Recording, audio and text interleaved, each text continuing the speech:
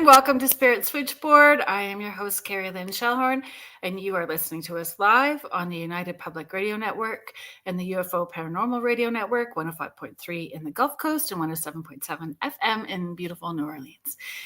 Thank you, everybody, for being here. We had a little bit of a late start. Hi, Sandra, Contessa. Hi, Victoria. Hi, Laura Lee. Thank you for taking my frantic text just before we got started. Hello, Denise Smiths. Thank you very much for being here. It's good to see everybody. It was a weird, did anybody else have a weird week? It was, we had such crazy, it was heavy through like April, beginning of May. Right. It was, I appreciate that, Laura Lee. This week was just weird, like weird, unexpected things going on energetically. Last week, everybody was kind of like walking defensively. So it was kind of like duck and cover energy last week. This week is a little different. Thanks to everybody for hanging out with Laura Lee and I last night on Beneath the Hollow Moon. That was a lot of fun. Coming up this Thursday on Beneath the Hollow Moon, we're going to be talking, it's Gemini season. That makes sense. Hello, Michelle Willifong. Laura Lee and I are going to talk about haunted amusement parks.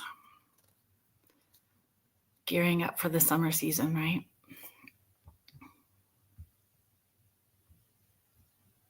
Victoria, thank you. So Astrolight Paranormal, thank you very much for all the support this morning.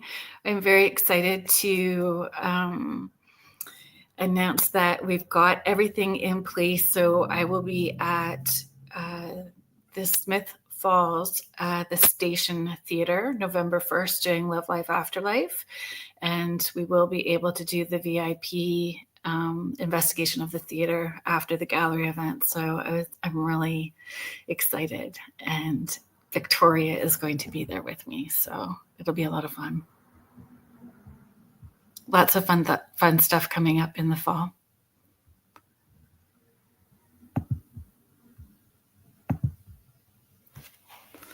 I know. I'm pretty excited as well too. There's so many things going on. Let's bring out today's guest. I was really well, I'll make my confession in a second. Because too much information and a lot of transparency all the time. Author, filmmaker, researcher, Mick Ricksecker. How you doing? Hi, Carolyn. Doing really well. How are you today? I'm good. I'm good. I can't tell. When you're having one of those days where the seams of your socks kind of bother you? Yes. Like everything feels a little uncomfortable. I know those days. Yeah. It's kind of like that. And so one of the things that's coming up this fall is the Lake Superior Paracon in Thunder Bay, and you are going to be one of the presenters there.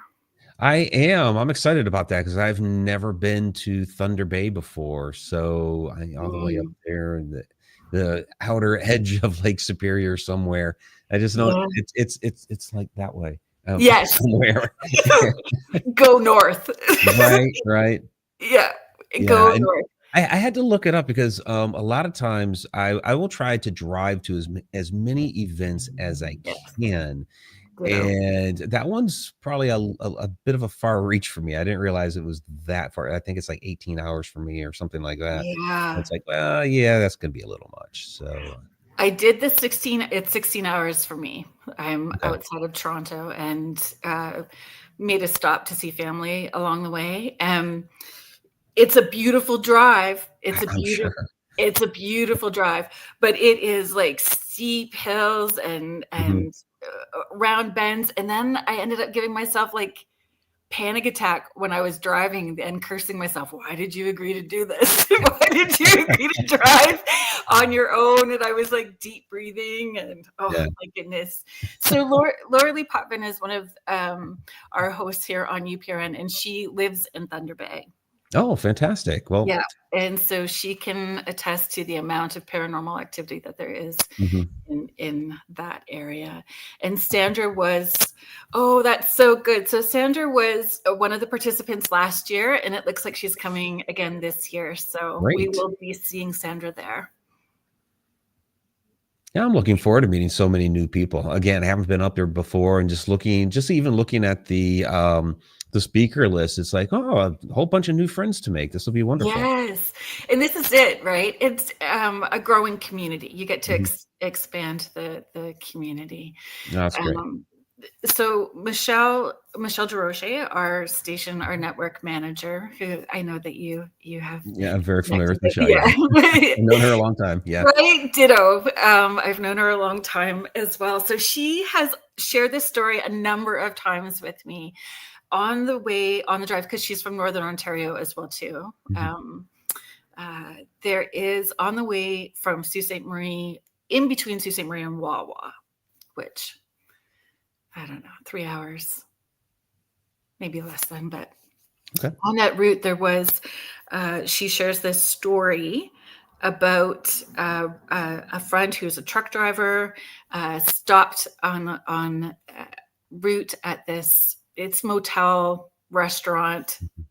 place, right? Okay. And all the lights on, music on, grills are burning, and nobody is there inside the Oh, restaurant. yeah. Nothing happening. That's not, yeah, that's not unusual at all. Nope. So apparently, this truck driver gets in his truck, goes down the road, because I can't remember. I was looking for them, but I know, like, not that long ago Mhm. there was 2 payphone stations where you could, like, the Bell payphones, Mhm. dial up, and yeah, he called the police because he wasn't going to stick around to figure out what that was. Yeah. So, question: time slip? What would that be? Potentially. Yeah, I mean, potentially a time slip. Um, And you know, explain what a time slip would be.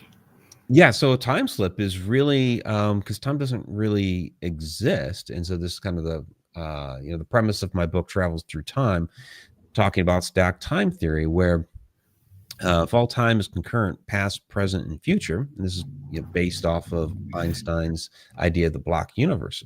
If all time is here, past, present, and future, take where you're sitting right now, all those moments that have ever been, are right now, and ever will be, they're all there with you right now. And I liken each of those moments to a photograph on a giant stack of photographs, each one resonating at their own frequency. And we have these uh, times in which two of those moments in that stack will resonate at the same frequency for a moment. And the past will see the future, and the future will see the past. And that's what we call a time slip. So, if you experience that time slip, that's life altering, your perception, right? Would Oh, it yeah, it definitely can be. Absolutely. affect you? And so, how does deja vu play into all of that? Yeah, with deja vu, and I actually get that question a lot. Um, Sorry. no, it's okay. No, it's a good question.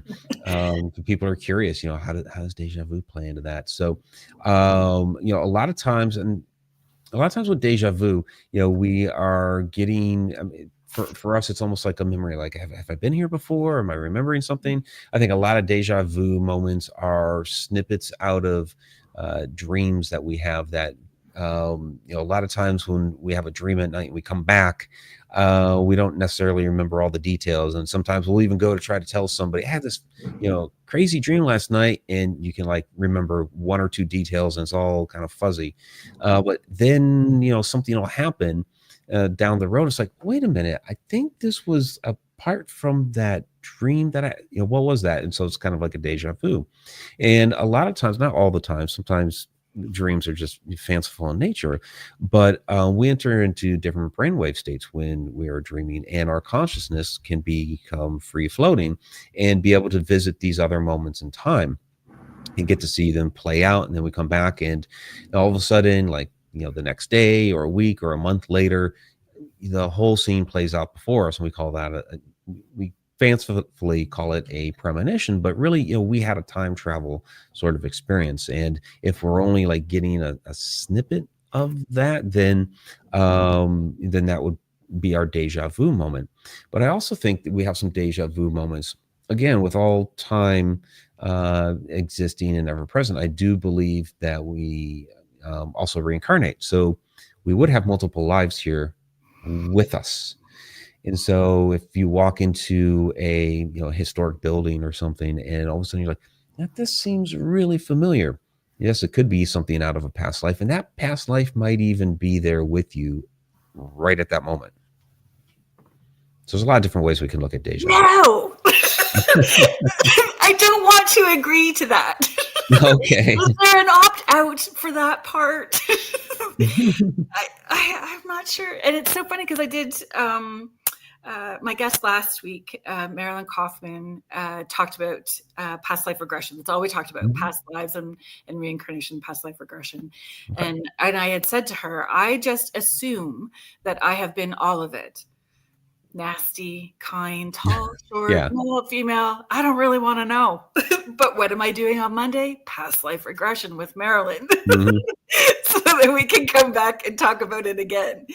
But nice. Yeah, my partner, Catherine Swin, she's a QHHT practitioner. So a big part of what she does is the past life regression. So yeah, I've gone through a few, and they're absolutely fascinating. It's interesting to see how elements from those past lifetimes will follow us along. Like they are an inherent trait of ours. Like I have, seen past lifetimes where, I was a scribe in different varying capacities, which, it's like, okay, yeah, no kidding. I'm a writer. So that makes sense. But yeah, I've, a past lifetime in like a medieval setting, another one in Greece, another one where it was like the United States somewhere in the 1800s, so it's been really fascinating to see those. Yeah.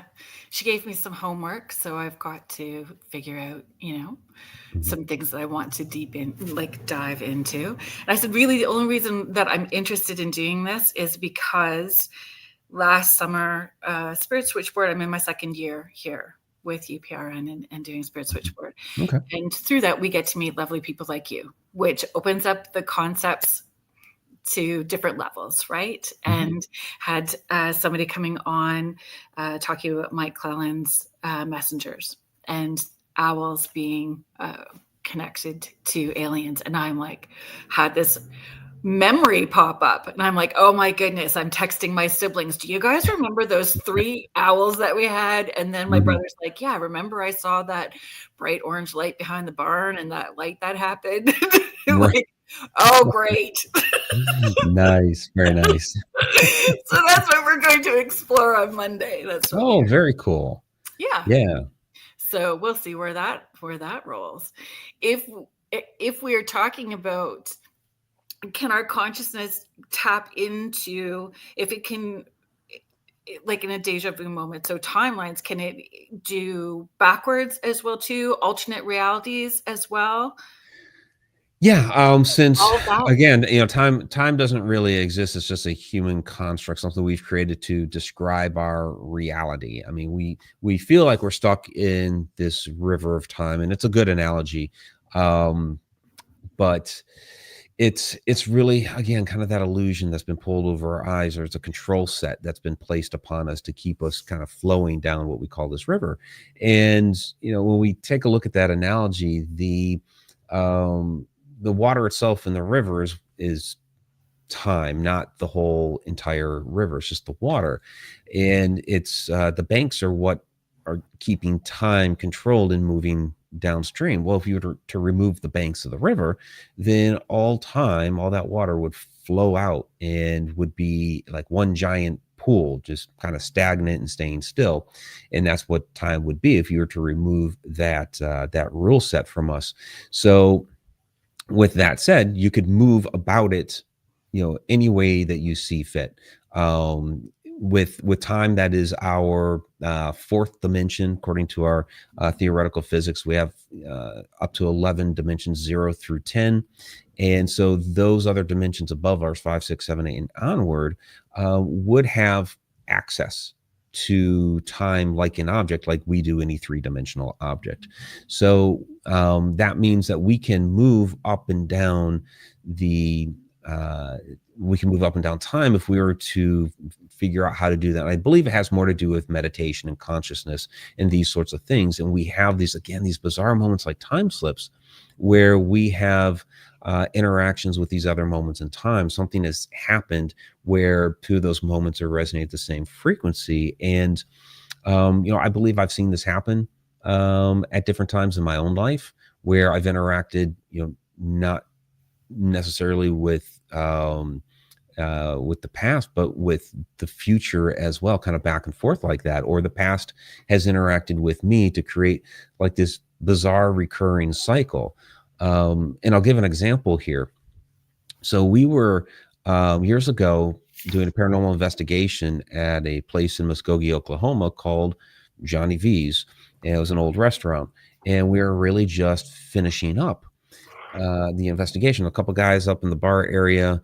I was out in the front restaurant, or a couple of others were out in the front restaurant area. And I was going to do a last photo sweep. And I'm walking through the main kitchen door. And all of a sudden, there was this wisp of a shadow that just darted across the room, and bang, it smacked into this. It was a little metal door that was on the side, very flimsy, just something that waiters and waitresses could carry large trays of food through. You could tap this thing and it would move. But the thing is, you heard the bang and it didn't move. I call out to the others, hey, did you guys hear that? And you're like, yeah, we heard it. And I kind of describe what happened. They're fascinated by it. And for a second, I thought they were messing with me. Like maybe they threw something at the door or whatever. And he even asked me, did you guys throw something at the door? No. So I even went out the door and I'm looking around on the ground. There's nothing there. And again, if they had thrown something at the door would have moved. So it's like, what's going on here? And so I had a lot of theories for a number of years as to, okay, was this something interdimensional, or what was going on here with this thing? Did it see me as a ghost or a shadow, and maybe I scared it and it took off running, which I do believe happened. But with my more recent work on time and time travel and all that, I do believe that, it was more of a time slip where it saw me as an apparition or a ghost, or maybe it saw me as me or a shadow or something, and I scared it. And, could this be, let's say if this was a time slip, was this somebody from the past, maybe 10, 20 years beforehand, that all of a sudden now was telling this ghost story? Hey, this place is haunted because I saw this thing come through the kitchen door. And is the reason we were investigating there to begin with? Did I create the haunting that started this whole thing for us to even be there to begin with? Okay, so how is it frequency? Was it your frequency heightened that would have potentially opened that up, or theirs, the mix of both? Theirs, right? Yeah, and yours that creates that perfect opening. Yeah, and I think that's the trick is and we don't specifically know what those frequencies are, but yeah, they all have to kind of sync up. And I wasn't necessarily magic, though. Yeah, they all kind of have to sync up, all be on the same frequency. My frequency, the person on the other side, the moment that we're in, it all has to be that whatever that perfect frequency is for that to happen. I do believe that we can do this through meditation. That again, it has more to do with our consciousness. That if we can set that frequency while meditating, I can give another example here, and not my own story, but the famous German poet Goethe. He had recounted a story in his book Dichtung und Wahrheit, or Poetry and Truth in English, where when he had been a younger man, he was walking down the road, and this was like late 1700s. He's walking down the road toward Drosselheim, a town in Germany, and he's having an affair with a young woman there. He's kind of lost in his thoughts, thinking about this young woman. And then all of a sudden he notices off to the side of the road, there was this man in this gold trimmed gray suit, and he turns to get a better look at the guy, and all of a sudden disappears, like out of thin air, just gone. He's like, whoa, what the heck happened there? Where'd this guy go? I just saw him. can't do anything about it because he just disappeared. So he continues on toward Drissenheim.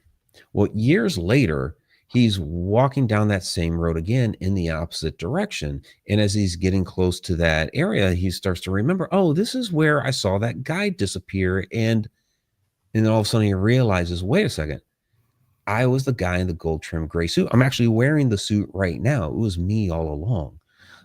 So then the question becomes if he saw himself, what happened? What was the catalyst for him to be able to see himself? Well, I think what it was, if we go back to the beginning of the story, him being lost in his thoughts. It's a type of meditative state when, like, today we say we zone out. We're driving down the road, we zone out, we miss our turn or we miss our exit. We're like, darn it, I got to turn around and go back.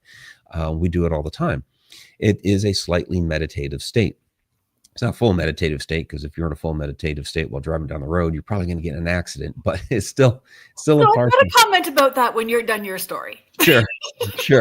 So, it's at least a partial meditative state. And I believe he was able to tune into his own frequency in that moment, got a glimpse of himself.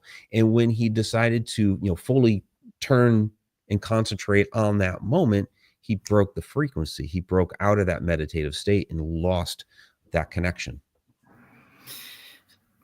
Okay, so I have so many, the 18 tabs open during that. Sure. 18 tabs open during that story, so get it. Okay. So would there be different, so all those different timelines overlapping, like the photo over a photo over a photo? Mm-hmm.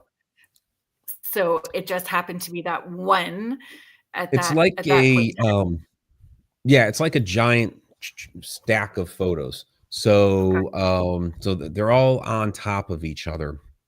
And two of those moments in the stack just resonate at the same frequency, end up bleeding into each other. And you end up getting a glimpse. Sometimes it's just, you might see a person or two out of that. Sometimes it's like a whole scene that plays out in front of people, like what they call the Versailles time slip, where you had these the two head school mistresses that were walking together through the gardens of Versailles in the late 1800s, and all of a sudden it was the gardens of Versailles, pre-French Revolution, and right. An amazing vision for them. So it kind of happens, depending on the strength of the energy at the moment. I mean, these are things that we don't quite know, that we're kind of speculating on, but when it's happening unconsciously, that person having that control with because it's really about breath work, right? It's really that being able to get into that state through breath. So are those people able to get there naturally on their own without that forced conscious thought about, I'm about to go into meditation with this intention, and just allowing it to happen? Well, I think people can. Yeah. I think, inadvertently people do, whether it's through breath work or, Goethe's lost in his thoughts. I think people can set an intention and meditate and have that moment. I think different people are able to do this in different ways. But I think it does all come back down to the consciousness and energy vibration. I mean, we know that everything comes down to energy, frequency, resonance, vibration. So, yeah. I've had this experience while driving. I talked to Michelle about it, actually, and she's like, I'm stumped. So question passes tag, you're it. While driving, I have had this, because people talk about time speeding up, but I mean, we can manipulate time if that's what we're needing to do, right? Depending on where things are at. But when driving, I have never had that time speeding up feel. I have been in the car where when we stop and everything is still, we're all stopped at the stop, it's red light, we're stopped, nobody's moving. And it feels like I've moved backwards on my computer backwards. And it's those frequencies or those experiences are happening with more frequency, where it's literally where it's slipped back 30 seconds. Interesting. Netflix, back 30 seconds. And I'm like, I come back I feel myself back, and I don't feel like I've gone anywhere. I'm like, did anybody else, there's nobody in front, nobody backed into us. Anybody else? I'm looking to see if other drivers are having a reaction, and it's just me. And it's just you. Interesting. That's me. Isn't that weird? Michelle's like, I don't know. I don't have that speeding up kind of thing, but okay. Yeah. Stumped you too, right? Well, people are experiencing this reality in different ways. And I think people that are, more really kind of more in tune with the frequencies of the universe are more apt to have these sorts of things, people who are more open to this. So, yeah. And I think people experience it in a variety of different ways. The idea of, there's a couple ideas when you take a look at time speeding up or slowing down, or people have time loss events. It's a little bit different than, just getting older and saying that, as I've gotten older, it seems like time is really starting to speed up. Well, that's our perception, because a year is, right now I'm 50 years old. A year right now is 2% of my entire life, where when I was 10 years old, a year was 10% of my entire life. It was a much bigger part of my life than it is now. Right?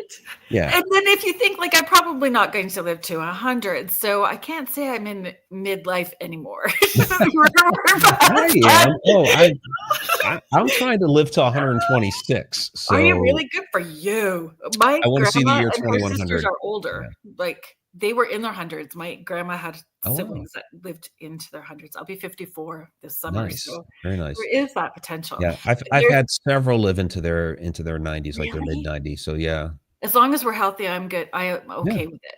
Right?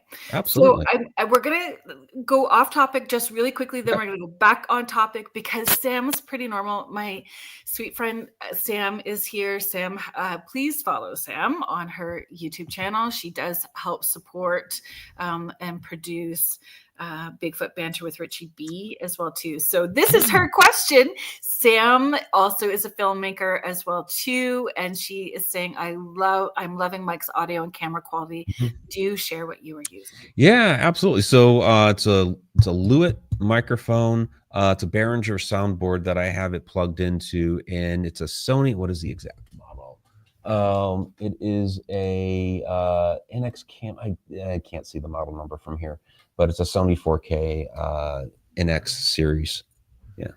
Thank you for sharing. Laura Lee is sharing, was looking forward to seeing Mike Ricksecker. I found out about him on my friend Jason Bland's show quite a few years ago. Thank you. I recognize Laura Lee. And yeah, Jason Bland has a great show. I've every once in a while I'll pop out on there, and I think I first showed up in his show 10 years ago or something like that. It's been a long time. Yeah. Thanks, Michelle. Michelle is asking, is it possible that we're meant to see these time slips, or is it just chance? I think it's both. I think some we are meant to see, kind of the universe making sure that there's something that that we have an experience with, and then some I do believe are just chance. Yeah. Thanks, Denise. Denise was just going to ask if time slip and bleed through are the same or similar. Yeah, pretty much. You could probably interchange those terms. I usually use time slip, but a lot of times I'll say two moments are bleeding into each other. So it's, yeah. Hi, Howie. Oh, Howie. Wow. Been a while. Great to see you.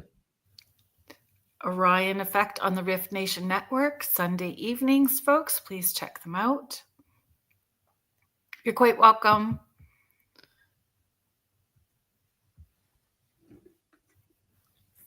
And you're welcome. Yes. Yes. Again, kind of like sideways a little bit. As a kid, it's going to happen a lot. Well, I do the same thing on my show on Connecting the Universe, where we'll have remarks and questions and things like that in the chat, and that's part of the experience. It's supposed to be interactive. Yeah. Saturday morning cartoons. What'd you watch as a kid? Oh, wow. I mean, Dungeons and Dragons. Did you watch Dungeons and Dragons? Yeah, absolutely. I was when I played Dungeons and Dragons as a kid, I was the dungeon master. In fact, it was crazy when Stranger Things first came on, because I had people reaching out to me because the show started off, they were playing Dungeons and Dragons. They're in the basement. Mike is the dungeon master, Yeah. and that is pretty much what I looked like at that age. And this was back in the 80s during that would have been the exact year that we did it. And all of it was like, so I had people call, that is you, that's our childhood. I'm like, right. All of my kids, and mhm, my youngest was just 20 yesterday. He was 20 yesterday. Very dungeon master as well too, mhm. and has different campaigns with different friends and all of Yeah. Yeah, my that. kids got into that, and we did it a bit when they were kids. I introduced them to it, but really it was COVID. When COVID hit, they Oh, started playing, D&D with their friends, yeah. would you step through a time portal if you knew that you were not coming back through? And I've been asked this one before too. And here's what I say about that. Yes, I would, but I would leave a note because there's so many Right. people that go missing that, like out in the wilderness. And I get into in Portals Yeah. to the Stars, portals out in the wilderness and people going missing and things like this. And it's like, yeah, you can reasonably conceive that some of these people did disappear through a portal.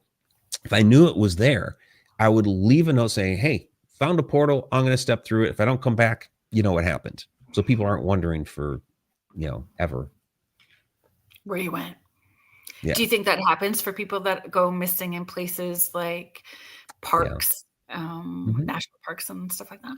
Yeah, it happens. I mean, some of the stories that are told are just absolutely bizarre. Like you'll be walking next to a buddy and all of a sudden your buddy disappears. Or people that do come back have some really bizarre stories that they tell where they'll say, yeah, I was walking down the path, heard a noise off to the side, decided to see what the noise was, took 2 steps off the path, couldn't discern what the noise was, turned around to get back on the path, and the path is gone.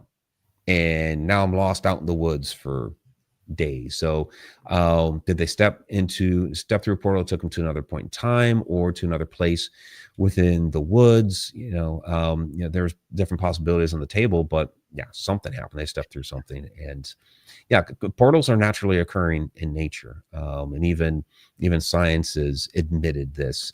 Like NASA with their X points out in space, and they're like, yeah, these are portals. Um, and they've sent up satellites to go check them out, and there's no predictive model for it. They just open and close at random intervals. They open up at different sizes, but they can't predict when they are going to open, and all they can do is study when they do. So is there a difference between a portal and a vortex? Yeah, so Wormhole? If we add yeah, wormhole into that too? right. I mean, they're Wait. all related. They're all related. Yeah. Yeah. So yeah, I mean, a vortex is, really that's spiraling energy that comes up out of the ground. It can generate portals. And in fact, the ancient symbol that we see throughout cultures all over the world for a portal is the spiral. And that's really the spiral is the two-dimensional representation of vortex energy. So, and this is energy that comes up, out of the ground, starting from the Earth's core, and as it's passing through the mantle and the crust, it's interacting with different metals and minerals, and depending on the type of metal and mineral it interacts with, and the quantity of it, it creates these different localized electromagnetic fields that can, yes, spawn the portals in these areas. But this is why, like, the ancients were doing things like building pyramids and stone circles and things like this, was to be able to harness that sort of energy and be able to control the portals and things like this. So all that sacred geometry isn't just. It does, yeah. I mean, that's all involved. Sure, absolutely. Yeah. Okay. Sam's comment. Thank you, Sam, for being here. So all of the missing 411 people in the National Forest could be explained how they vanished without a trace? I mean, I would say some, not all. Because I did a lot of work with like the Alaska Triangle and a lot of the missing people and disappearances up there, and they even have a missing persons clearinghouse up there because they have more than twice the national average of people that go missing up there. But you do have people that go walking out into the wilderness and get eaten by a bear. I mean, we have evidence of that. Or some people are just looking to get away from the world. I forget the gentleman's name. Prepared. Yeah, or not prepared. And I forget the gentleman's name, but he just wanted to get away from the world, went out into the wilderness in Alaska, found an abandoned school bus, kind of set up shop in the abandoned school bus, and And then died they made because a the movie. elements. You're right. Yeah. Yeah. Mish is saying portals, or are they vaporized as they go through?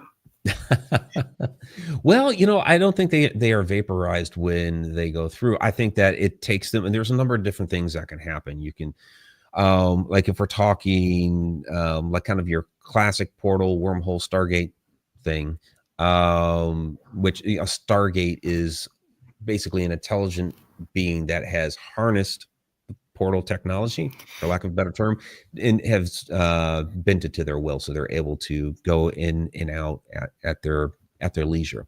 But yeah, they go somewhere, whether it's across the cosmos, somewhere else here on Earth, to another dimension, to another point in time. A lot of these missing, like airplanes, we kind of covered this a bit on the Alaska Triangle television show, where a lot of these missing airplanes could be going through a portal. And one of the examples that we use is Bruce Gernon's experience in 1970 in the Bermuda Triangle, where he went through this. Basically, it was like a funnel in the sky. He likened it to an electronic fog, and he zipped through it, and he suddenly ended up on the other side near Miami. He traveled he got there like an hour sooner than he was supposed to. So he jumped ahead in time. But if this is possible, that you can jump through some of these portals in the sky like this to another point in time, what happens if you go back in time instead, say like 500 years, and in a place like Alaska, if you were to suddenly go through a portal going back 500 years in time, and the indigenous people in the area see your airplane, what are they going to liken that to? Because they have no idea of what airplanes are. So is this where like some of the Thunderbird legends come from? Yeah, it changes everything. Yeah. Like thoughts, perceptions, and oral stories. But would there not be an oral history? Like, or do you think that, I don't know. Well, yeah. I mean, there are oral histories of, and we saw these big, giant, loud, thunderous birds in the sky. Yeah. Or triangular shaped alien craft at the same time. Laura Lee's asking, have you had any experiences with the chronovisor? Also, what are your thoughts regarding, does time travel already exist? Yeah, no experiences with the chronovisor, but I do believe time travel already exists. That that we have seen instances of this, and where we kind of see this play out. Even though I can't, turn and look at a person and say that's your time traveler. I think we see this play out a bit when we have experiences with the Mandela effect, and I don't mean like the, where all of a sudden we've got all this people remembering branding being different. Nobody's going back in time to change branding. I mean, that's just too trivial. Nobody's going back in time to change the spelling of Fruit Loops or something like that. But I will say this about that: there can, or Berenstain Bears or something like that. But there can be effects, ripple effects through time. If you were back in time and change something completely unrelated, the ripple effects, the butterfly effect following that could lead to some of those changes where, like with Fruit of the Looms, is cornucopia or no cornucopia? Well, maybe the person that came up with that artwork, drove by a fruit stand one day and saw the cornucopia with fruit, and that ended up being the logo. But if something changed in time and he ended up not on that route that day and didn't get inspired by that, then maybe it ended up not being there. It was just the fruit. So these ripple effects, I think we see play out, and then we're scratching our heads years later, like, I remember this differently, and so do millions of other people. So what gives? Do you think that we're meant to know all the answers? Do you think that we're being prevented from some of the truths? Some of the truths I think are hard for us to grasp because they are beyond this universe. Now, all the knowledge of the universe is here with us. So everything that has been known to time before us is available, and all the knowledge of the universe that's going to happen ahead of us is also here, because again, all time is here, which means everything that has been learned and is going to be learned is also ever present with us. So this is why I think, like, guys like Nikola Tesla was so far ahead of his time. I mean, by like 100 years, where he's talking about technology, whether it was cell phone technology or artificial intelligence or drones and these sorts of things. He was talking about this in like the 1890s, and everybody laughed at him, but we have that technology today. So I believe he was tapping into that knowledge, and everybody laughed at him because it was just too far ahead of everybody else's notion of the universe. But I think there are some things when you get outside the universe, when you get outside the dimensions, we go back to source. There are things there that I don't think we're ever going to fully know until we get back there, because it's not within the construct of this universe. So do you feel when everyone has a different thought or opinion about what potentially is coming up, everybody could be speaking a truth, but just tapping into different timelines or different realities at the same time? Well, yeah, I mean, I think there's a grain of truth in most everything. So yeah, you can have somebody over here that understands a piece, and you have another person over there that understands a piece, and they might not fully know it all, but they might have a part of it. And it's like trying to figure out, okay, which part of what you have is correct and which part of what you have is correct. Yeah. And how influenced are we by our cultural belief system, childhood traumas, any of that stuff that and there's all that too, of course. We're an amalgamation of our experiences throughout this life. So, but then we also have other lifetimes we've been a part of. Right. So, it gets we're bringing things with us. Yeah, and it's interesting because I do believe we're bringing things with us from past lives. I already mentioned the writing aspect of me. I've seen that in some of my past life regressions that I've done. But I also believe that we are bringing, through our genetics, there are memories and things that we are bringing with us that might not have anything to do with us, but have to do with our ancestors. If they place that genetic marker in there before, your grandfather or, grandmother or whomever was conceived, then that's something that is going to get passed down. And, sometimes it's switched on, in a person, sometimes it's not. It's just, but that's getting into like how DNA and genetics work and all that. Yeah. Which is a whole full other 2-hour longer show. Mm-hmm. Can it affect us physically, emotionally, mentally? Doing all that timey-wimey portal time travel stuff, can it affect you, or how does it affect you? Well, there are some questions off to the side as well too, but that was something I wanted to ask before. Yeah, affect you like in what ways? Mentally, physically? I mean, because I think it all does in a variety of different ways.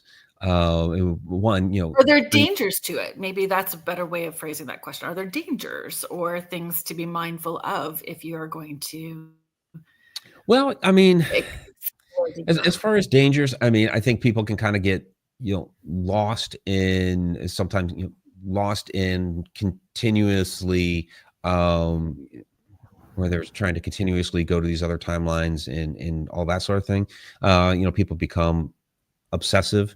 And so I think that can kind of be a dangerous thing where you might lose touch with your own life that's going on here to do these other things. Like if I suddenly, just decided to full bore, all I'm going to do is just write from here on forward.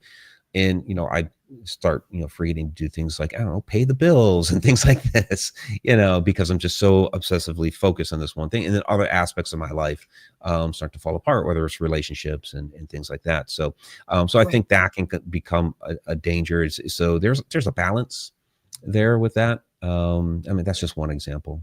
But, yeah. Michelle Plummer, you know how much I adore your humor. So frankly, I'm grateful that there have been movies created to help put some of these ideas and concepts out for us to consider, which is what its purpose is, right? Well, yeah, there are a lot of good films out there that have explored this. So, in Travels Through Time, I do make a number of pop culture references because as I'm explaining concepts, I don't want to get like too sciencey.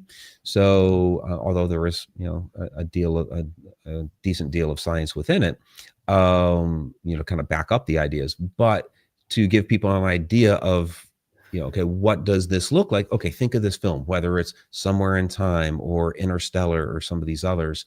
I'll use those as examples along the way. Interstellar is one that I go back to all the time, repeatedly. Yeah, it's one of my favorite films. Absolutely. Yeah, for me too.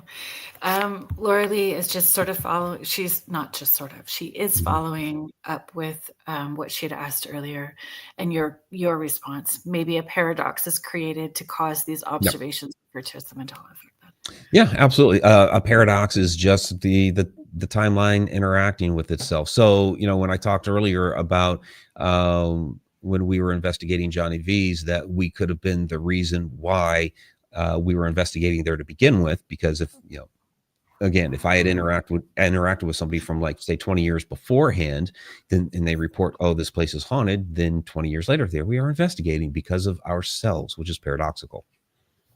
That's so trippy. Yeah.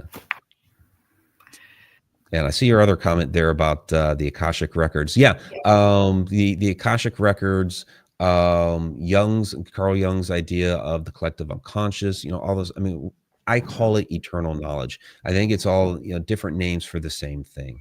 Yeah.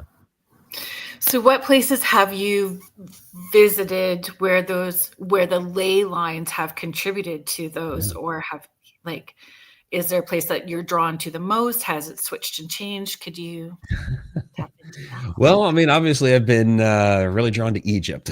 We do an annual tour there now. And Giza Plateau, the ley lines are crossing, or we call them ley lines. And I usually say, the ley lines is like the layman's term for what's going on, because really it's and nobody uses this word, but it's the telluric currents of the earth. Actually, I'll say Freddie Silva uses the term. It's the earth energy lines. They're called the telluric currents. And when they cross is actually known as a conductivity discontinuity. But who's going to say telluric current and conductivity discontinuity? It's just like ley lines and nodes, right?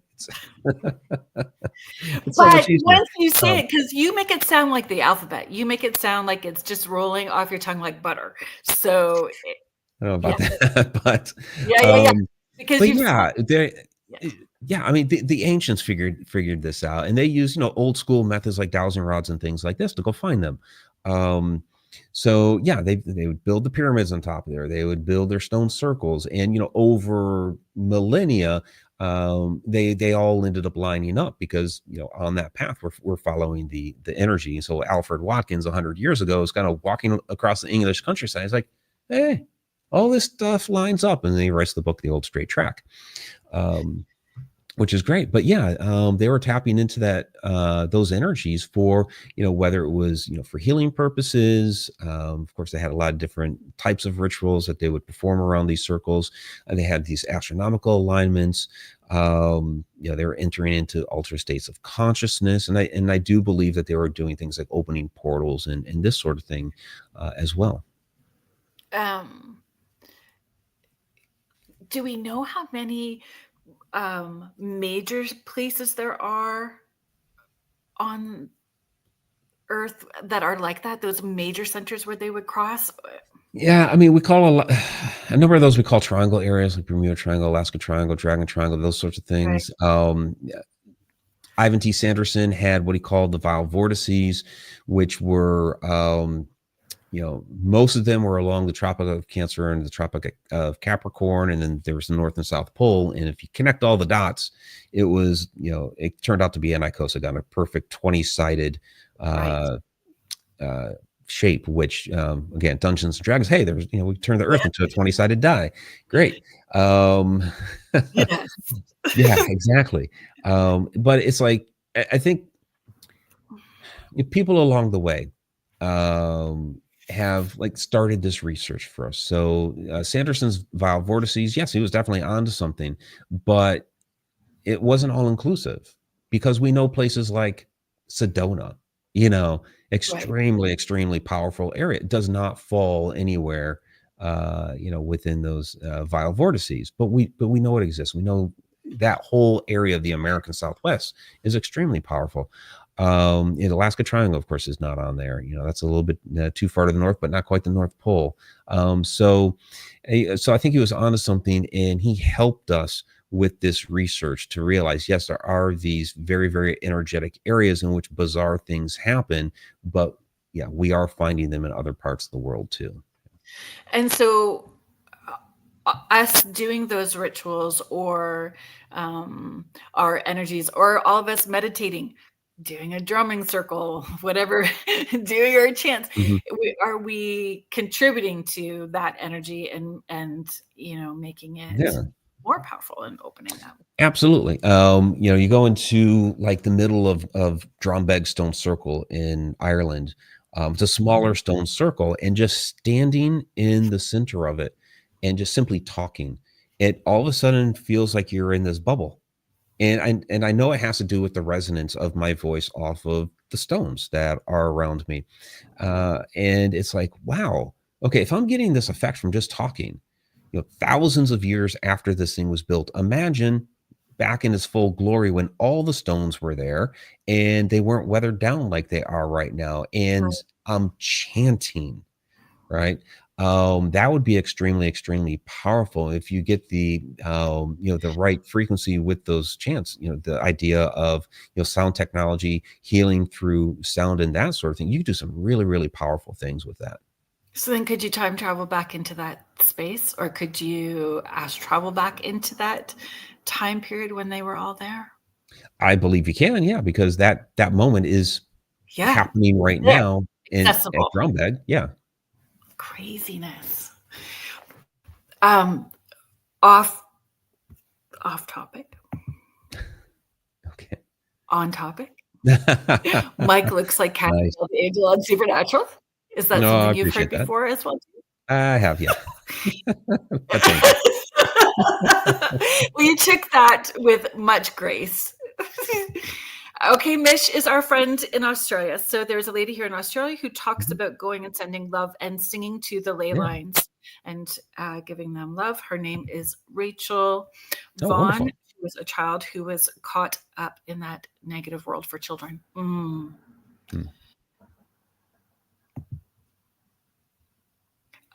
Yes, and thank you for the subtle reminder that it's time to do the station ID. Thank you for that.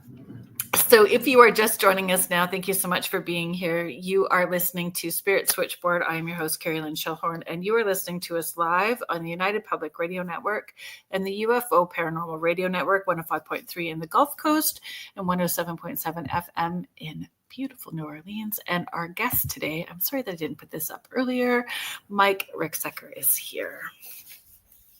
Thanks for joining us today. Thank you once again. Yeah.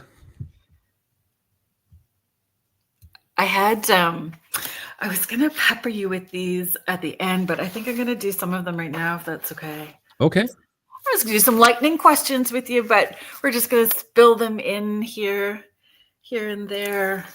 That's all right. Oh, yeah. Yeah, sounds good. Sorry. I went sideways a little bit.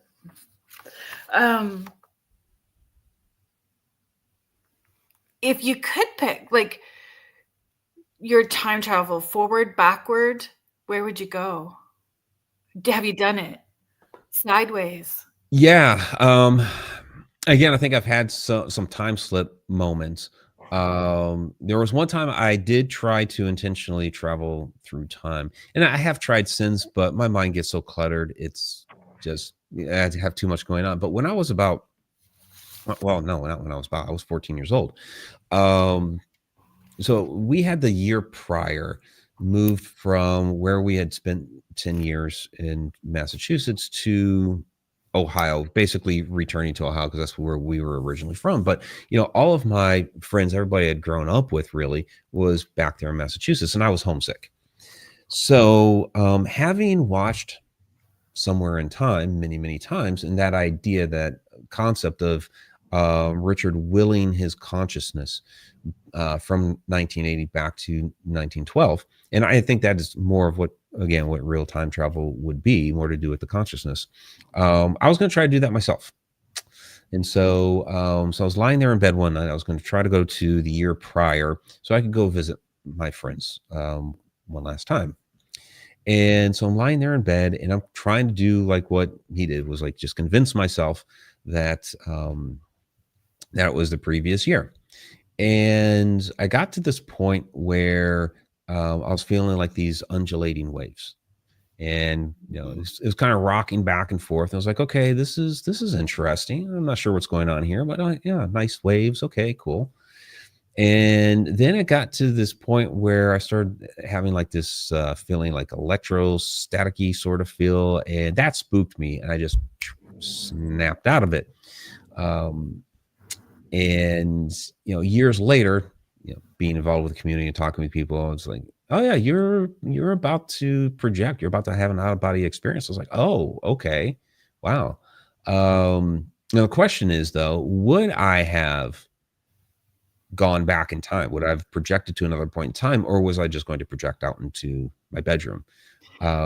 With my theories on time travel right now, the fact that kind of taking that idea of where you're sitting right now and all time is there in that spot, I also have to throw out there, would I have projected into that room a year beforehand and spooked the previous family?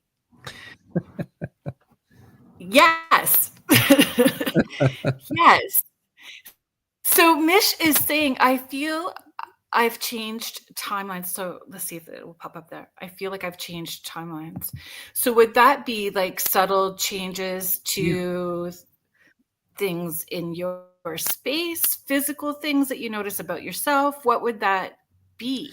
I think it's changes in this timeline. I know people kind of get into the whole, jumping timelines or jumping from one universe to another and that sort of thing.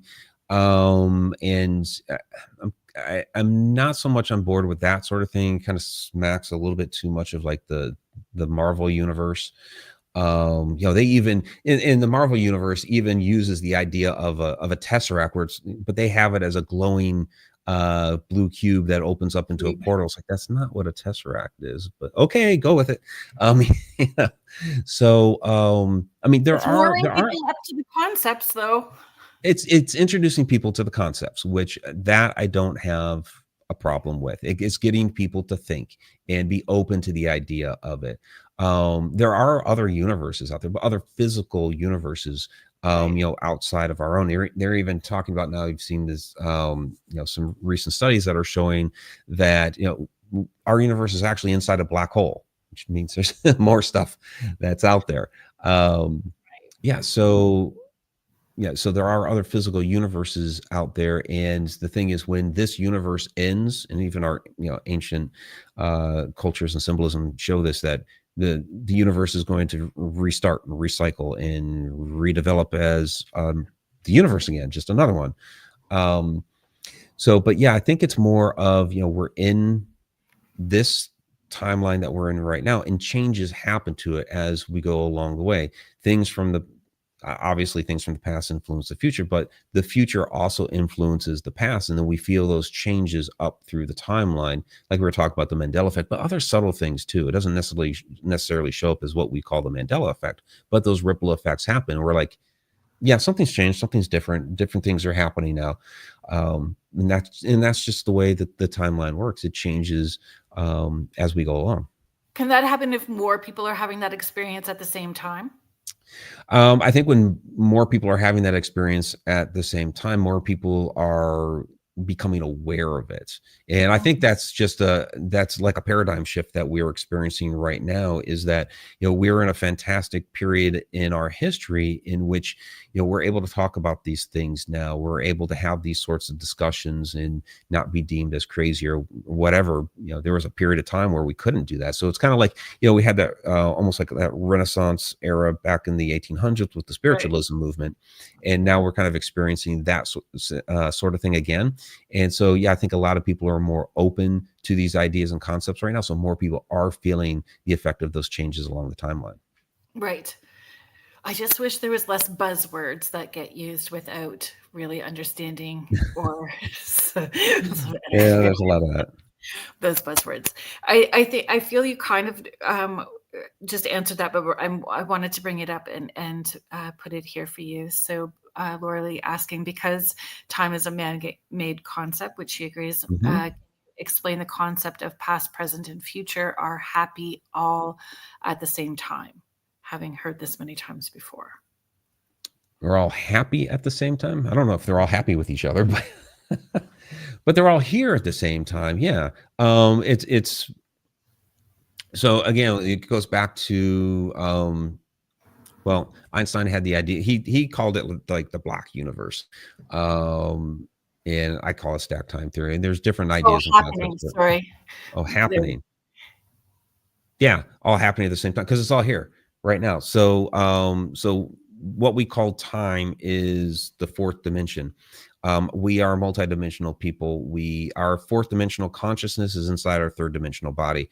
From the fourth dimension, we have access to all of those other dimensions below us. So point, which is 0 dimension, line, the flat plane, like flat surface, and then 3-dimensional objects. So I have complete access to this 3-dimensional object of the water bottle. Well, from the fifth dimension, again, fourth dimension is time. From the fifth dimension in sixth and seventh, they would have access to this, to time the way that I have access to this water ball. So you mentioned Interstellar.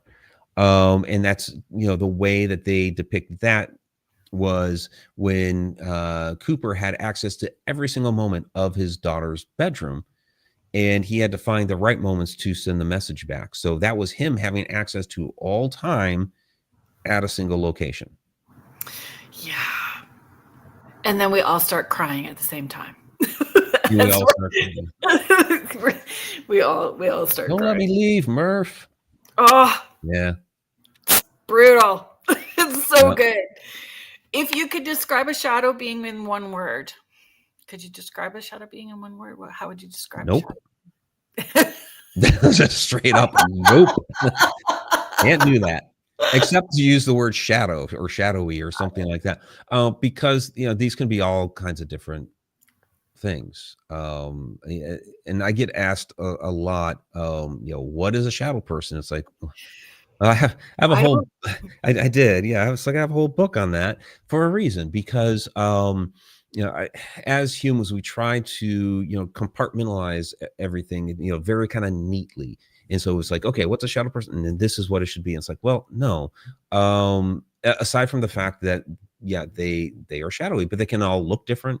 They can be very solid. They can be very translucent. They can just be a wisp. They could be a mist. They could be a full humanoid figure. They could be wearing, hats and things like this. They could be hooded figures, all kinds of different shapes and forms and things like this. It's just basically the way that our eyes are taking in the light. We only see into a very, very narrow band of the spectrum. So yeah, some of these, sure, some of them are human spirits that can't fully manifest as an apparition. Some of them are interdimensional in nature. They're an interdimensional being. Some are extraterrestrials. Some are time slips. Some are light beings that you're just seeing the core of the being. The light is beyond our senses. Some of these are, actually, projections of people that we are seeing. And so there's a lot of different things that these can be. And it's just, I tell people, this is where you need to put on your paranormal investigator hat and, try to deduce what exactly this particular shadow may be. So what would be the first steps that you would encourage people to take if they were going to try to investigate what a shadow person? And get as much information as possible. Physical characteristics, sure, they can help. Situational aspects are very helpful. And sometimes it might take years. Well, I was just going to say, if you're looking from a scientific, then you have to repeat the same experiment for data research repeatedly. And is that even possible to do that? And that's one of the problems with the paranormal field, is trying to make that not only it happen repeatedly, but you also need a control object. So if you're trying to prove or disprove that a place is haunted, well, you need as a control object a place that is not haunted. Well, how do you prove that that place isn't haunted for your control object? Yeah. So, so this becomes really, really challenging, especially when some of these things are so random in nature. Like you can't make these things happen consistently, right? A lot of times And it's like you're seeing all of a sudden something just out of the blue, just walks down the hall, and you're like, "What the heck was that?" But it doesn't happen like every Tuesday at 3 p.m. If it did, then you could try to right. prove it or disprove it. But that's 99.9% not the case. But yeah, I mean, it's And just your like mood, your frequency, where you're at, who is yeah. with you, lunar Well, position. that and Who knows?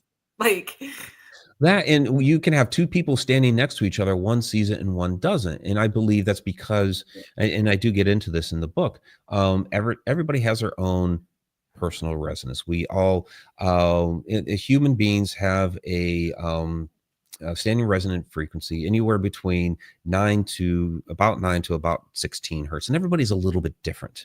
And each of those things that we are seeing, which are already hard to see to begin with, also have their own frequency.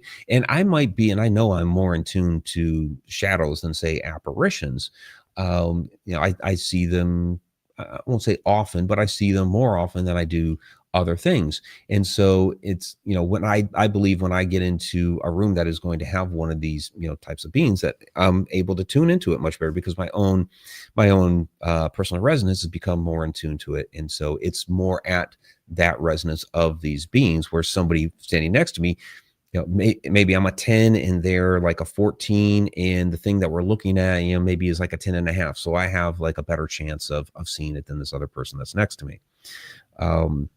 Yeah. So, I mean, there's a whole bevy of things that we could so when dive people are down. saying that they're a magnet for those things, they're not understanding, like, it's just their term. They're not understanding maybe that they're the frequency of Right. or in alignment with, right? Yeah. Yeah. They become more in tune to these things. And I know for me, I am, because I had these interactions, with two different shadow entities when I was young, one when I was 8 and one when I was 13.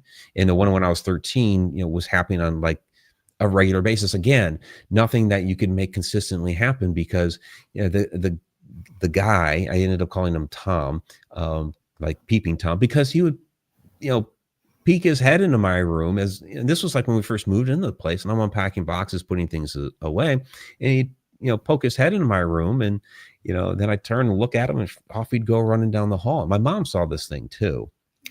And so, but she wasn't alarmed by it or anything. And she was like, because I had asked her after a few days of this, Mom, are you seeing this? She's like, yeah, I've seen it too. And she wasn't alarmed by it. So I got playful with it, and I called him Tom, like I said, like Peeping Tom. And so, Right. yeah. So But funny. yeah, it's not like I could, be like, okay, every day at, 2:22 p.m., he's poking his head in my room. I mean, no. Is it frequency and how we respond, though? If we are more open to, sure, come on in, I'm okay with it, I'm not going to freak out. Like, so they're attracted to that as well too, or they understand, or they're can sense that you are going to interact with them if that's what they're wanting to do. I don't know. There's so many questions. Well, there might be a degree. Yeah, I mean, I think there's a degree of that too. I mean, if you seem to be more open, I mean, a lot of these beings, might be trying to communicate. A lot are just watching, observing. They're just checking things out. If they want to get interactive, maybe they will make themselves more known to us. Yeah. Their own intentions and ours. Is there a connection between shadow people and portals, or those high energy places where the ley lines cross, or vortexes? Is there more frequency for that to happen there? Yeah, so that was part of my idea for the Shadow Dimension. That's my series, 6-part docu-series that's running on Tubi TV and the Roku channel. I wanted to go to places that are known to have portal activity, and to see if there was more shadow activity that was happening there. And I mean, yeah, any of these energetic places of the world, do seem to have more of this activity going on, whether that's because the activity is helping the phenomena to manifest, or the energy is attractive to these type of beings. The portals that can open at these places, sure, they would be a conduit for these beings to move in and out from their realm into ours. So yeah. I love that you called that shadow figure Tom.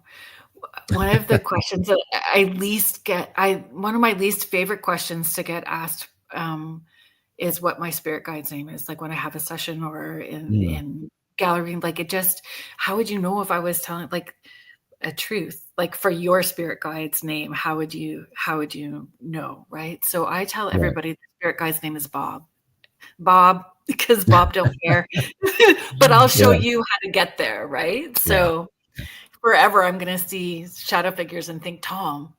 There you go. Yeah. Nice. So do you have a question that kind of like is one that so that all other podcasters that may potentially be listening, our ears are perked, a question that's irritating for you? Like, that sounds bad, but we do. There's questions that just give you that stink eye tight butt moment. Yeah. And here we go again. I mean, there are some questions that I get a lot, that have to, kind of repeat the story, and which is stuff like, how'd you get started? What was your first experience? That sort of thing. Or, what was your scariest experience? I'll get that question a lot, and it's like, or, what was your scariest moment on a paranormal investigation? And, that one is like, I don't even have an answer for it, because I can't really say when I've been scared on a paranormal investigation, because when things would happen, I'm going after it. Yeah. It's like, I'm curious. Right. Yeah. So that's why you're there. Yeah. So I have to tell them other stories. Yeah. And it's interesting. So that was my confession. I said that I had a confession that I needed to share at the beginning, sure. and I didn't. And it was, normally I've read a lot more of the guest books than what normally I read a lot. I'm a ferocious reader, stacks of books everywhere. Nice. Most of them looking at me like, why didn't you pick me up first? Of course. Right. And I didn't get through as many as what I had wanted to get through for today. But then that's me too, where I think I have to take all of the books at one time and get everything crammed into one interview. Right. Right.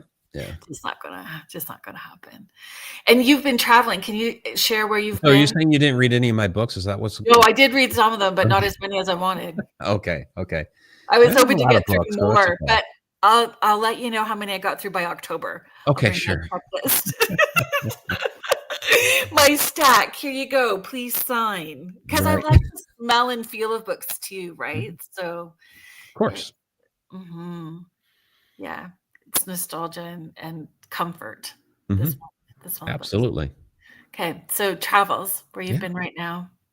Wait, we're just finishing, because you've been very busy. Yeah, and I'm about to go back on the road on Monday. So, yeah, the big place that I was just at was the UK. Spent almost 2 weeks out there. Started in Ireland, ended up in Scotland for a few days, and then down into England. Yeah, visiting a lot of these ancient sites, like Newgrange, Avebury, the Rollright Stones. Went up to Loch Ness. I've been following your social media posts. They're great. Thanks. Two of you. It's fabulous. I appreciate that. Yeah. So that was a wonderful, wonderful tour. Yeah. And it hooks people in and makes it exciting. Like, I'm excited to see how you're going, like what you're going to share. So I know that you're writing about it. So it gets everybody excited for what's coming next, right? Yeah.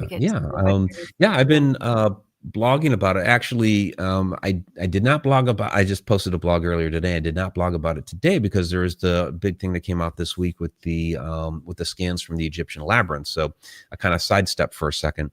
But yeah, I did the blog on Ireland a couple of weeks ago, and so I'll have more. So that's Connected Universe blog on Substack there.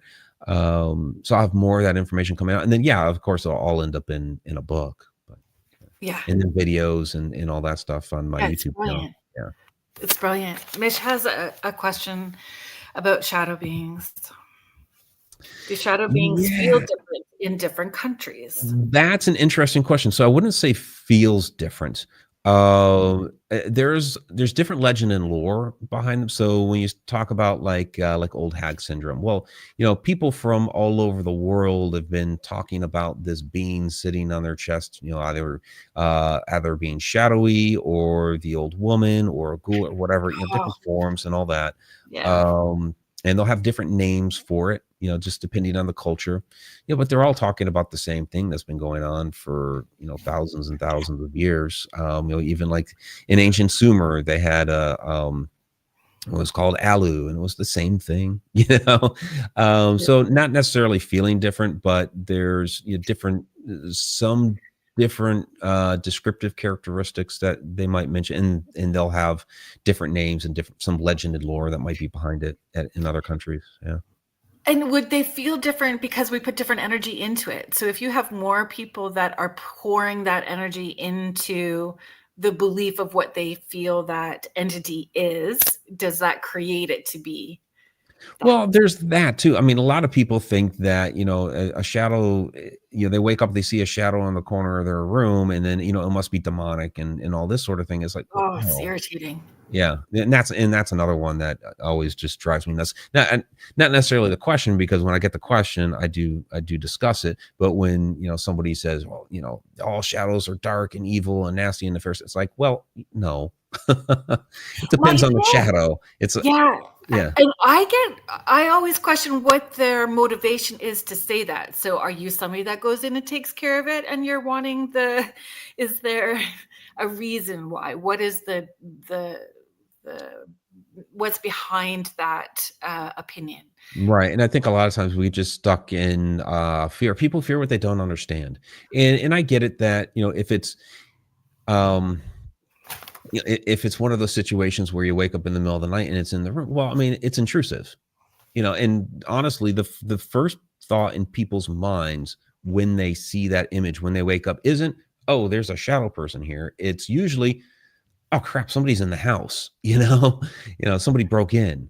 There's an intruder in the house. That's usually the first thing that goes through their mind. And so their adrenaline's already racing in that situation. And then when they realize it's not an intruder and it's a shadow, well, their adrenaline's already heightened. They already have that fear within them of, the whole intruder aspect of it. So so it's energy that is being put onto this that isn't necessarily true.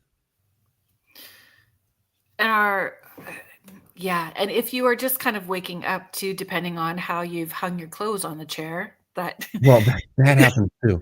That happens too. But And honestly, and this is one of the things that drives me nuts is, the medical community. And you can, find, documents on this on like NIH's website and all this, where they'll say, well, the whole shadow person aspect is, just people that are still hallucinating while, coming out of their dream state. And it's like, well, wait a second. People see shadows all kinds of time, like during the day. It might be broad daylight. And, they might see a shadow walk through the woods or walk down the hallway or, things like this. It's not always, in a situation of waking up from sleep. So, yeah. And I don't know. I think I'm okay with not knowing all the answers. I just think I wake up every day and it's like Christmas. I wonder what's going to happen today, and I'm open to any experience, right? Because it's all freaking magical. And it's exciting to have the wonder. Like, it's exciting to have the questions, to want to explore all of that. And most times it just gives you more questions. Right, so you get a little information, and then you got more questions. It's a rabbit hole. Great things. It is. Yeah, it's one of the great things about this universe. You can answer one question, and then all of a sudden you have 10 more questions after that. After that one thing you answered. It's like, oh, okay, yeah. And that makes it exciting. I know that You know, in my lifetime, we're certainly not going to have all the answers, but that's part of what drives me is, you know, how much can I get answered? How many of these mysteries can I solve before I'm gone? And then, you know, you know, you pass it on to the next generation, you know, that so we're not like caught in that, you know, recurring cycle again and again and again. I think one of the things, you know, a couple of things that we're here to do, you know, first, you know, love each other, help each other. And then secondly, you know, with all the knowledge that I gain while I'm here, pass that on to the next generation. So, you know, they have that knowledge and hopefully they pick up the mantle and keep it going. So pass on what you learn. Right. Agreed. I share it as sharing the gift of who we are, right? And our knowledge and energies. Laura Lee is asking regarding shadow beings. What are your thoughts on the Hat Man and why so many, especially children, see the exact same thing around the globe? Yeah, I mean, it's more than just children.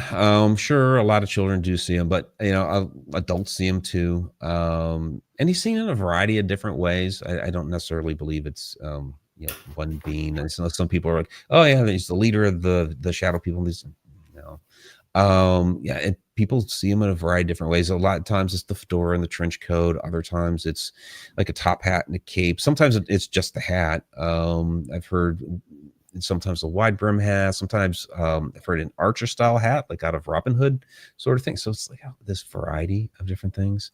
And you know, there's you know, I've never a really variety of different. I'm sorry. I hadn't really heard of Hat Man, honestly, until like 2 years ago. And Oh, wow. I Okay. I know. Well, one of the Live oldest, under a rock.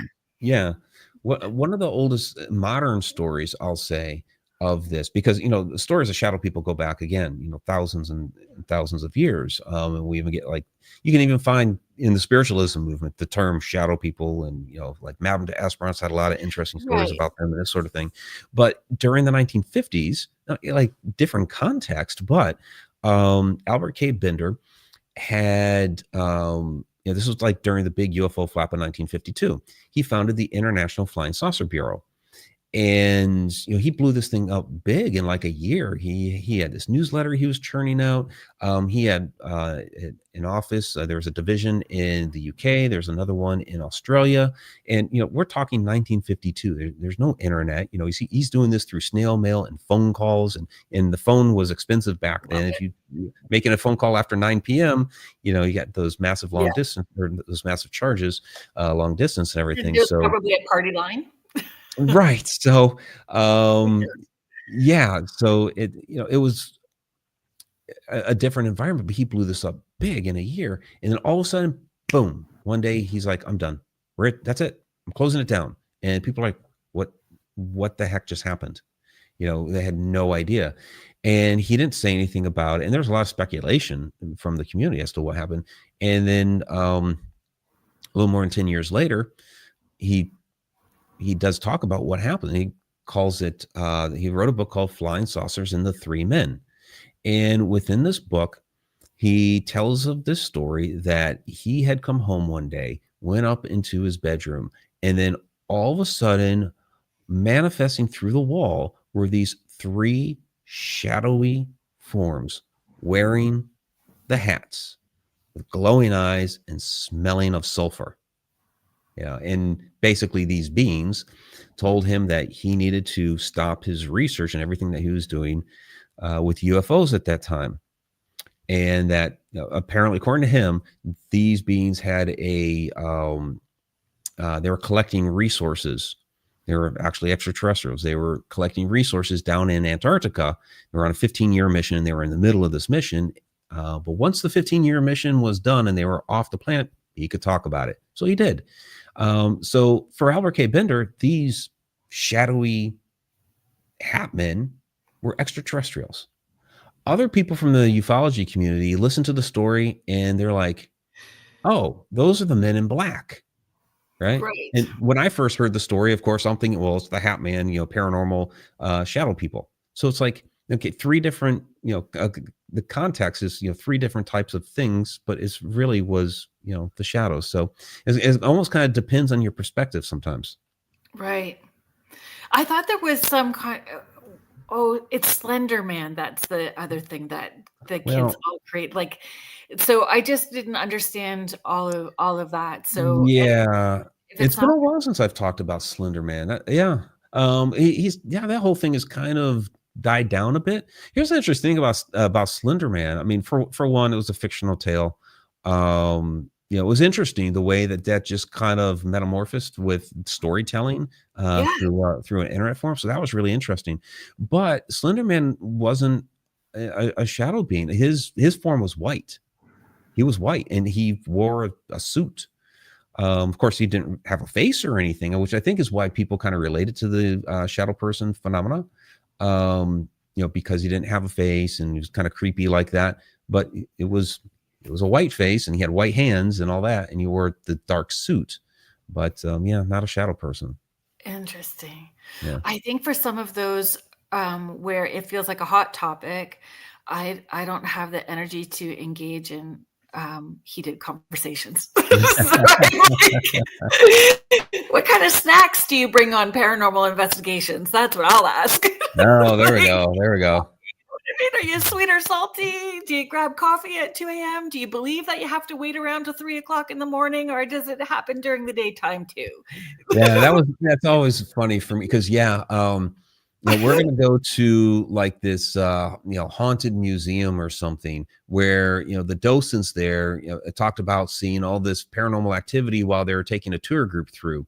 And the tour group was being brought through at like 2 p.m. So by all means, let's go there at midnight.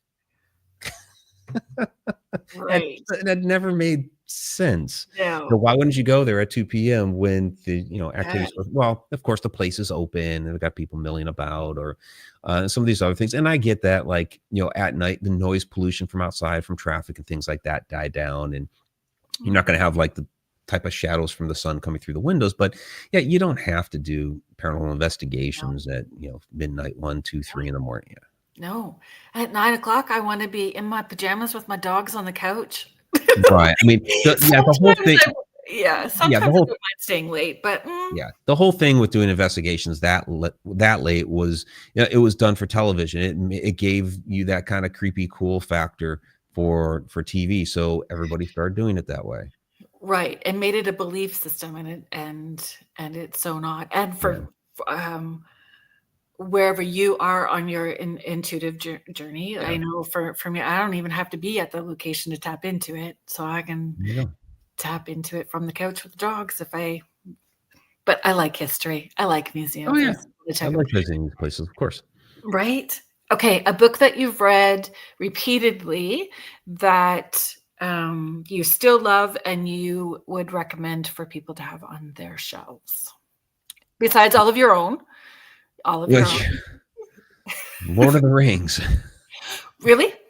Oh, I have a whole entire shelf there. I got, like 3 different versions of the book, different illustrated versions. I've got, like, the Silmarillion. I've got the whole history of Middle-earth there, the, Unfinished Tales, like, the whole thing. Love that. Yeah, yeah.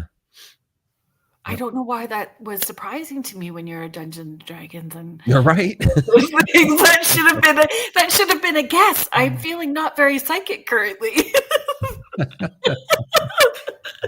I should have known. Yeah, I bet. Yeah, that's funny, Laura Lee. Yep, 3 a.m. no matter This is somewhere in the true. world. Yeah, Yep. Somewhere in the world, it's 3 AM. that's so funny.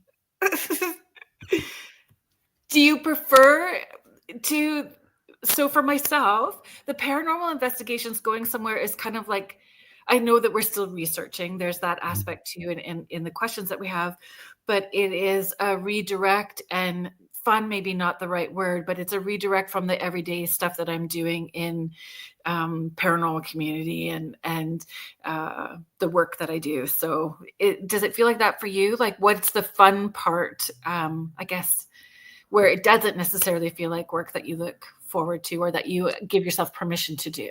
Yeah, I mean, like any of the research and writing, I mean, the thing is like when it's a passion, it's not work. Like, people Agree. people say, how much do you, work per day? Like, doing what I do because I've stepped away from my my day job a little more than a year ago, which definitely was work. It was soul crushing, all that. So, I'm doing what I'm passionate about. I mean, there are some aspects of it that can be a little tedious, like Right. sometimes with like I do like doing the longer form videos and things like that. So to kind of break things down and make the TikTok clips, but that's what everybody's watching, and it's like, Right. oh, okay, it's tedious to kind of like clip out all the little uhs and this sort of thing, or when I can like take a breath, it's people want that clip fast, and it's like, okay, that's kind of tedious, but that's the way people are consuming content these days.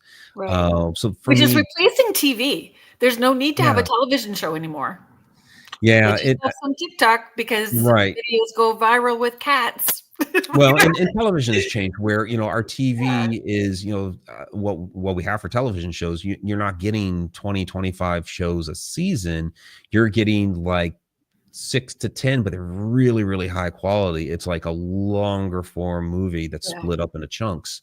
So yeah, I mean, all that has really changed. So, yeah, so most of what I do, I really do enjoy between the research and the writing. I mean, I'm going to these amazing locations and, capturing all this, I mean, it's video content, but I'm loving being there too. right, And then I try to share as much as I can with the world through, I right. have my connected universe portal that has got, I couldn't tell you how many thousands of hours worth of video back there that people can go out there and consume from all Right. the adventures. I'll do like, sitting over here at my desk, I'll do these, Mike's morning mug videos and things like that, where just, kind of updating people and Which stuff I that's going which on. I love. How long have you been doing that? Because I do the same thing. I've been doing this thing called Morning Porch, I don't Mhm. know, 9 years now, maybe even 10. I mean, I was doing I love it. probably close to 15 years. Yeah, I It's been love a it. long That time. morning Yeah. coffee, here we go, Yeah. let's get started, right? Yeah, I'll make that post on social media so that little, and I'll share an article. Hey, I came Yeah, across this in my feed. Here's, something that's interesting. And while I don't do a Mike's Morning Mug video every day, I make sure, because I have a lot of other things that I'm doing, and make sure to do at least one a week where I'll pick one of those or maybe something else that's going on that's, really yeah. important. And I'll, kind of sit down and do that kind of video blog sort of thing. Yeah. Yeah, and it's fun, like, because people look forward to it and they'll say, "Oh, I started my day off with you, had my coffee with you this morning," and Right. it's Yeah. lovely to engage that way. And I didn't mean for it to sound like we don't love what we do, but we just get, where we've been doing one particular thing, whether it's editing even the videos, Mhm. what's that thing that you can redirect that fills your cup up Right. outside of that, right? Um, Contessa, I saw your comment. I'll stick it up really quick here for you. You and my son could be Nah. friends. Everything about The Lord of the Rings. Nice. That's awesome. Yeah, and my kids love Lord of the Rings too. So, You yeah, hear the so music and you just get excited. You just absolutely, yeah. you One of the, I'll say this, one of my favorite moments, of all this stuff that I've kind of been doing, um, actually came when I met John Rhys Davies, who played Gimli in Lord of the Rings, and, oh, fun. it was one of those moments where it's like, I'm a participant, I'm actually not sitting at a table, and I went up to his table, and, I was looking to get, an autograph, and he looks at me, he's like, "You look familiar." I'm like, and it's like, well, I've done some television work. And he's like, "Oh, really? What?" And I started, Ancient Aliens, and his handler squealed. She was like, "Oh," and he's like, "Oh, looks like you have a fan." And so, yeah, so we start chatting and everything. It actually Love does it. start to like it click. It's like, "Oh, okay, I do know this guy." And we start talking about writing, because he's like, "Oh, how many, what kind of, what have you been doing with your writing and all this sort of stuff?" And he starts telling me about how he's been working on a graphic novel, and that he had actually originally wanted to be a writer, and the acting was a side gig, and the side gig, turned out to be his real thing. The whole while, there's a line behind me, and we're going on for like 10 minutes with this, and then, so funny, at the end of it, he's like, "So, how many books have you written now?" And at that time it was 13. I'm like, "13?" He goes, "You bitch." And I'm like, it was great. It was great. It was a great conversation to have, like, here's a guy that's made it. He's had an amazing career.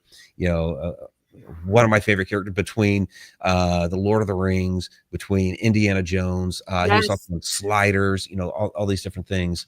And he recognizes me. We're just chatting like we're the best of friends, and I love that that. was really cool. And that's what Michelle is sharing. Loved him in Indiana Jones. Yeah. And it's a funny thing, isn't it? When we're meeting people and we may feel they're a little up and they are interacting with us because we have the same passion, and it just puts us on the same page. Mm-hmm. We're Yeah. just on the same page with the same passions. I love that for you. I'm very excited for you that you were able to leave the soul-sucking job and do the things. It has its challenges, it's For sure it does. yeah, It's a because scary leap when you do this full time. it is. And I made sure I had certain things in order and all that. But yeah, it was one of those that it's like, yeah, I could stay in the job now for another 20 years or whatever. But if I don't do this, I will wonder 20 years from now, what if I what if I did, that sort of, I don't want to have like any sort of regrets like that. So yeah, it definitely has its challenges. Certainly, I will say, doing this full time like this, I am doing more work than I I previously did, know. because, now Yes. it's like, okay, I don't have the, day job to fall back. I could go back and get it, but I don't have that to fall back on for income. I have to make it happen, with everything else that I've been doing. And it's polling, whether it's, I have a speaking gig over here, or, like YouTube doesn't pay anything. There's a couple of bucks over there, but like book sales over here, or whatever it is, it's trying to cobble it all together to keep going forward. And it's a Yeah. challenge, but it's like, to me, it's worth it, given, this is my passion. This is what I'm doing, and I'm helping to share with the world, these different experiences. It's ultimately, again, it comes back to, we're all helping each other. And if I'm It's doing this full true. time, there is, a better chance for me to be able to help more people. That's right. And I believe that 100%. I started doing this full time 18 years ago. Yeah, Um, great. what I'm doing, and it was a huge leap. Mhm. And it's the gratitude in it. As soon as and I'm so grateful, and you can tell that you are grateful for your life and grateful for the opportunities and grateful for the people that Absolutely. you meet. And it just more comes. Like the more that we share, the more people want of what we have that we're offering, right? Absolutely. Yeah, completely Well, agree. Michelle is everyone's cheerleader. She's so wonderful that way. No, thank you, Michelle. I It is appreciate that. Yeah. inspiring because there's so many people that have gifts to share, Mhm. and that would help. And it's scary. It's a scary leap, but It is, and it's just, it comes down, to, I mean, believing in yourself. I mean, yeah, you're going to be nervous doing it. Am I doing the right thing? You're going to have those thoughts come in, but yeah, it just, have that belief in yourself.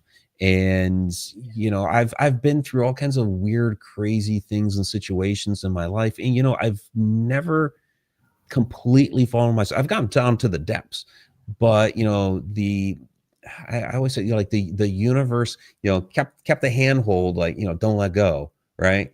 It's like, yeah. okay, I trust you, universe. I don't know what we're doing here, but I've been through enough of those moments like that, where it's like, and I finally got to a place where it's like, I'm going to try this, and I trust the universe is going to keep holding my hand through this. So, and you trust that you're going to see the signs and know when you need to take action, because there's Yeah. more than just like trusting the universe is going to bring it to you in minute. We're co-creating, so we have a Well, part yeah. that we have to be responsible for, right? Yeah. Keep your, yeah. I mean, of course, yeah, keep looking for the signs, and again, yeah, there are struggles, and so you work through those, and yeah, Yeah, it's absolutely. exciting. Where can people connect with you? Oh yeah, MikeRicksecker.com. That is my primary website. There's the learning portal that I mentioned before, or is connecteduniverseportal.com. And then yeah, I'm all over social media and everything. So Apparently yeah. TikTok. TikTok's a hard thing to adjust to. TikTok. Yeah, and it's changed over the years. So I got in on that early, like 2019, and like I was one of the few people that was doing paranormal stuff back then, and so my following blew up big, like real early, where I got like I Good was for like you. almost 200,000 followers 5 years ago.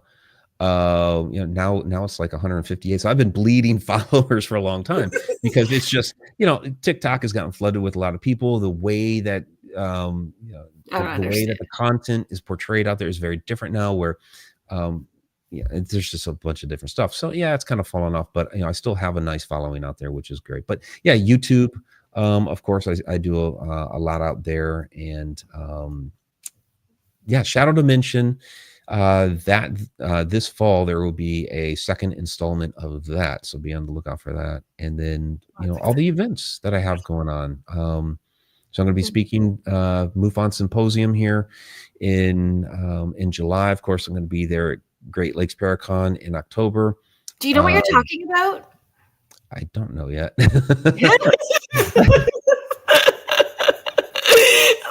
I'll probably do, because it's my latest book, probably Stargates and Portals. But if they want me to do something else, I've got probably half a dozen different presentations at least. So yeah. Are you able to bring books to sell there as well too? That's a bit of a So right. I've been looking into that. So because I'm my own publisher as well, I have my own publishing company. I publish about 15 different authors.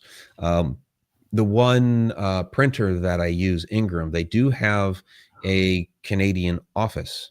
So I should be able to just ship books from them to there without like the international fee, because it would be from their Canadian office. So I should be good there. Otherwise, yeah, I'd be driving up with a bunch of books. No. I'll meet you at the time slip spot. It's somewhere between Sault Ste. Marie and Wawa. I'll leave a note. Nice. And you can find us there. Sandra, we're really looking forward to it. We are looking forward to it. Absolutely. And again, there's just so many things that happen in Thunder Bay as well too. Yeah, and the other big thing is, we got the Egypt tour coming up here in November. So Stargates of Ancient Egypt. So that's our annual tour, and we're going back in November. What happens there? Can you tell me about that? I'm sorry that I don't know about that. Yeah, no. Oh my gosh. I mean, there's a lot that we do. So yeah, one of the things that we're doing is, we take you to the locations where it's right there in plain sight. Stargates is written right in the hieroglyphs. This is a Stargate. But we have a lot of interesting or a lot of nice features on this tour. Like our group, we get 2 hours just ourselves in the Great Pyramid, and all the chambers are opened up to us, which is fantastic, because half of it's closed off to the public, but we get the whole thing. Wow. Yeah, there's a 4-day now cruise on this tour, and we're also for the first time going to the Egyptian labyrinth on this tour this year. So yeah, we do a lot of amazing things. Did you see that photo of the sarcophagus that was just opened up, and the fingers look like alien fingers on the imagery that they took? Yeah, that was a hoax. The whole alien sarcophagus with the little pyramid and all that stuff. Yeah, that was a hoax, unfortunately. So people suck. Yeah, they do. So can we time? It was a really well produced hoax, wasn't it? It caught my eye when this should be a film. Yeah, it caught my eye. That caught my eye. Imagine being inside. So, how many people go on the Egypt trip with you? How many people? We usually like to get about 15 to 20. I mean, we can take as many as sign up, but we usually like to get about 15 to 20. Keep it like a smaller group. Yeah, it's nicer when it's a more intimate group. Yeah. Interesting. And do you chant? Do you channel inside as well too? Well, it's interesting about that because, yeah, people do. And so when we go into the Great Pyramid, it's you'll have an archaeologist assigned to your group. They're the ones that basically have the keys and let you in and all that. And like people will bring, like they might bring equipment and things like this. People will do like breath work. I've been in there when people have been doing breath work before, or Yeah. doing meditations and things like that. What they will say is, we don't. The archaeologist will be like, okay, I will let you do this. You can't take photos of you doing this. So, yeah, because I mean, it's certain different things, because like, okay, when people bring in equipment, to be able to do testing within the Great Pyramid, you have to get like permits and things like this. And it's like, I got like a chromatic tuner and a, tri-field mirror. Nope. You can't take video. You can play around with it, but don't take any video of it. And so, can you yeah. auto record? Can you record in there, or you can record like photos, videos, all that sort of thing. And so as I've been going around getting my my own little videos and that sort of thing. Oh yeah, I've recorded people.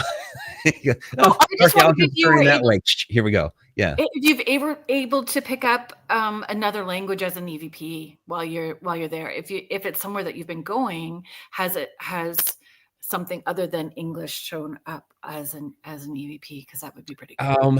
I mean, as an EVP, I really haven't caught a lot of EVPs out of there. I haven't necessarily been, trying to do like a straight up paranormal investigation in there either. Right. And it doesn't have to be the yeah. intention for one. Sometimes that stuff just pops in randomly. Right. Sometimes it does. I love it when it's random. Right. Yeah. And I've had like, oh my gosh, it was an investigation we were doing years ago, and I had my audio recorder on, and we were just setting up. We weren't actually doing the investigation. And, we were discussing between ourselves kind of like our strategy for the investigation that night. And the EVP that picked up like right there was somebody saying, we shouldn't talk. We shouldn't talk. And sure enough, we got nothing that evening. It was like, wow, they conspired against us. They heard our strategy and said, yep, we're not going to interact with them. But that's still a gold nugget piece right there. Oh yeah, it really was. That was. Yeah. But yeah, what I've been doing in Egypt has, even though this installment of the Shadow Dimension is going to take in partly in place there in Egypt. It was more of, I was looking for the connections back to earth energy, back to their beliefs in the shadows, and really how this is more of something of different dimensions. So yeah, I wasn't really looking for EVPs and things like that. It's been some of the other like ancient knowledge that I've been there for. So I do a lot of work because this is the fourth time I'll be there. And so having aliens click sounds, that would be awesome. Yeah, that would be cool. Yeah. Just something. I don't know, but that sounds amazing. I'm looking forward to connecting in person in October. Yeah. So Gail, 2 questions. So or not a question necessarily, but Lucky Paranormal. So Gail and Mel Willis are hosts, and Mish is commenting, asking if that is a kangaroo on the top shelf. Kangaroo on the top shelf. So I'm guessing you're meaning these. So, don't drop it. So some of my Egyptian stuff. So that's Anubis, made of alabaster. And that's Bastet. Amazing. Just the cat. Yeah. Thank you for sharing. Thank you for being here. Thank you for sharing your energy and space and your knowledge. I appreciate you and all that you do to share and teach and educate all of us. So I appreciate you. Well, and I thank you. And again, thanks for having me here. This was a wonderful conversation. You have such a wonderful audience. Thank you. Thank you. Thank you, everybody, for being here. Thank you for being a part of the chat. You guys help make the show what it is. Thank you to the United Public Radio Network and the UFO Paranormal Radio Network, 105.3 in the Gulf Coast, 107.7 FM in beautiful New Orleans. And please stay tuned to UPRN. Jeffrey Pritchett and Jay McNicholas are up next with Church of Mavis. Have a good night, everybody, and we will see you next week when Azra Beckham will be here talking about alien DNA. So we will see you next week. Night, everyone.